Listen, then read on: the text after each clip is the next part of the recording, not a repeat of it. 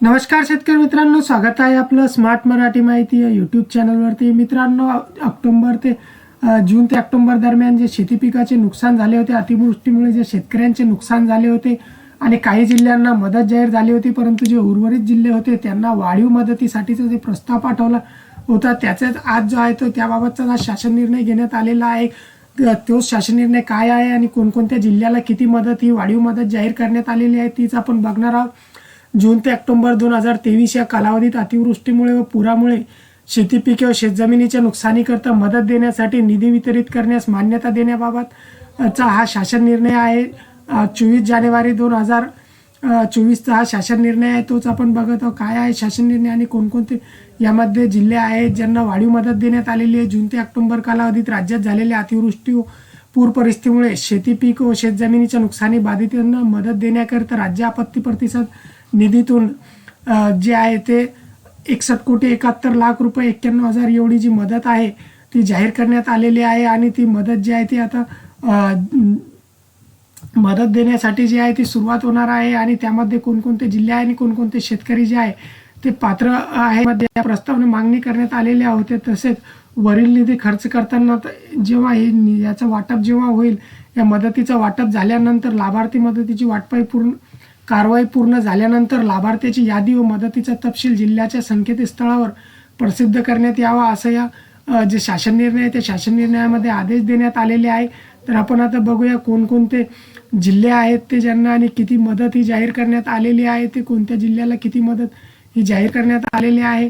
तर पहिला जे आहे ते नाशिक जिल्हा आहे. तर नाशिक जिल्ह्यामध्ये जे आहे 11.80 हेक्टर एवढं क्षेत्र हे बाधित होतं आणि त्यामध्ये 22 शेतकरी हे जे आहे हे लाभार्थी आहे. आणि या 22 शेतकऱ्यांना जी आहे ती 1,00,000 रुपये एवढी मदत ही.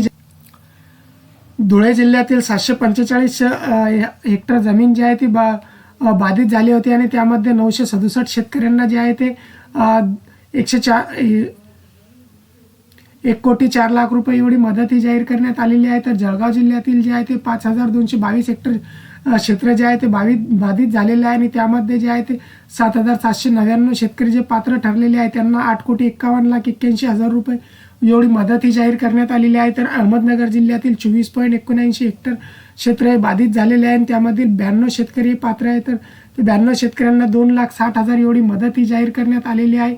तर 8,880 शेतकरी हे पात्र झालेले आहे आणि 9,60,00,000 एवढी मदत ही त्यांना जाहीर करण्यात आलेली आहे.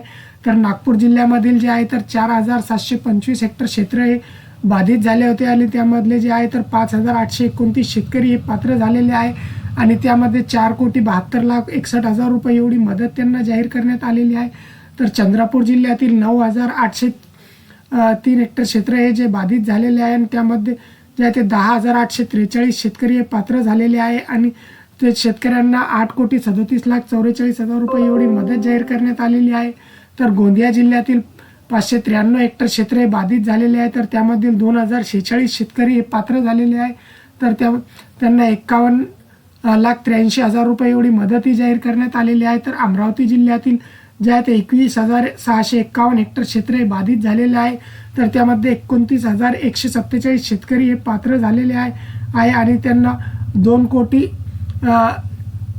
24,18,00,000 रुपये 18,27,000 एवढी मदत जी आहे ती त्यांना जाहीर करण्यात आलेली आहे. तर यवतमाळ जिल्ह्यातील 25 हेक्टर क्षेत्र हे बाधित झाले होते. तर त्यामधील जे 60 शेतकरी जे आहे ते पात्र ठरलेले आहे तर त्यांना 3,65,000 एवढी मदत ही जाहीर करण्यात आलेली आहे. तर अमरावती विभागातील जे उर्वरित जिल्हे आहे जे आहे ते म्हणजे बुलढाणा जिल्ह्यामधील जे आहे ते 17,303 हेक्टर क्षेत्र हे बाधित झालेले आहे. तर त्यामधले जे आहे तर 7,793 शेतकरी पात्र झालेले आहे. तर त्यांना 13,83,48,000 रुपये एवढी मदत ही जाहीर झालेली आहे. तर एकूण बुलढाणा जिल्ह्यातील जे आहे ते 17,769 शेतकरी हेक्टर क्षेत्र जे आहे ते बाधित झालेले आहे आणि 7,793 शेतकरी हे त्यासाठी पात्र झालेले आहे. आणि एकूण मदत जे आहे बुलढाणा जिल्ह्यातील साठी ती म्हणजे 14,23,09,000 रुपये अशी मदत ही एकूण जाहीर करण्यात आलेली आहे. अशा प्रकारे मित्रांनो जे उर्वरित जिल्हे होते जे राहिले होते जून ते ऑक्टोबर या कालावधीमध्ये जो अतिवृष्टी आणि पुरामुळे ज्या शेती पिकाचं नुकसान झालं होतं त्या बाधित जिल्ह्यांना वाढीव मदत ही जाहीर करण्यात आलेली आहे आणि आता लवकरच याचं DBT मार्फत जे आहे ते वाटप होईल. अशा प्रकारे मित्रांनो हे ज्या शासन निर्णय आलेला GR आलेला आहे हा आपण maharashtra.gov.in या वेबसाईटवरून हा GR डाउनलोड देखील करू शकता. मित्रांनो चॅनलवरती नवीन असाल तर चॅनलला सबस्क्राईब नक्कीच करा, व्हिडिओला लाईक करा आणि शेअर करा. जय हिंद, जय महाराष्ट्र.